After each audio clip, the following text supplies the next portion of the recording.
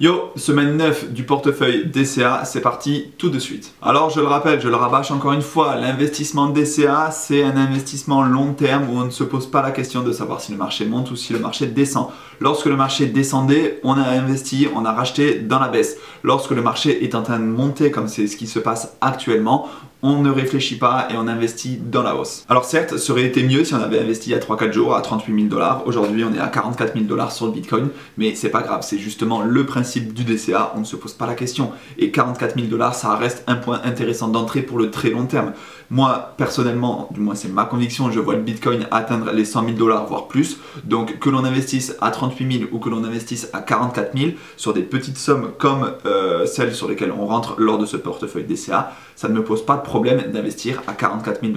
Donc on ne se pose pas la question et on y va aujourd'hui tête baissée dans l'investissement DCA, 50 €, 40 € sur Bitcoin et Ether, 10 € sur un altcoin plus petit mais plus risqué. Donc comme je l'ai dit, le Bitcoin a fortement pumpé à la hausse ces derniers jours. Je ne vais pas rentrer forcément dans les raisons pour lesquelles ce Bitcoin est monté très fort ces derniers jours. On a eu une bougie de plus 15% il me semble.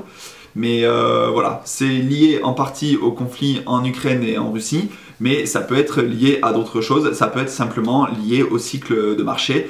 On n'a pas forcément besoin de chercher des explications toujours à la hausse ou à la baisse pour le Bitcoin. En tout cas, une chose est sûre, c'est qu'aujourd'hui, le jour où je fais cet investissement, le mercredi 2 mars, le Bitcoin est à 44 000 $, soit en euros environ 39 000 €. Dites-moi si vous préférez que je vous donne les prix en euros ou si vous préférez que je vous donne les prix en dollars. Pour l'instant, jusqu'à présent, comme on travaille sur Swissborg, je vous ai fait uniquement les prix des crypto-monnaies en euros, mais si vous êtes une majorité à préférer le dollar, je passerai tout simplement en dollars, mais ça ne changera pas réellement la valeur du portefeuille. Donc on commence direct. Première transaction, j'achète du Bitcoin à un prix de 39 785 €. La transaction est passée en 0,3 secondes avec 20 centimes de frais, et ce qui me fait donc pour 20 € investis sur le BTC, 0,00050 BTC. Deuxième transaction de l'Ethereum, la deuxième crypto-monnaie du marché qui est aujourd'hui à 2703 €. J'y mets 20 €, ce qui représente 0,007 Ether investi. Une transaction passée en moins d'un dixième de seconde avec 19 centimes de frais, ce qui est très rapide. Comme vous pouvez le voir sur Swissborg, lorsque l'on clique au milieu sur la transaction, on peut voir par quel exchange la transaction est passée.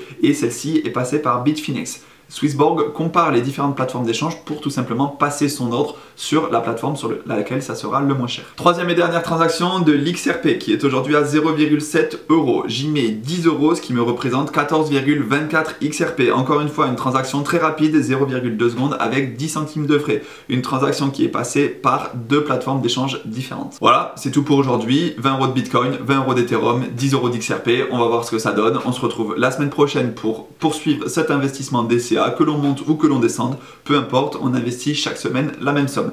D'ici là, je vous dis prenez soin de vos investissements et ça ciao. fait des sous grâce à la blockchain, smart contract, Ether et Solana, Shenzhen, je suis toujours derrière l'équipe comme Onana.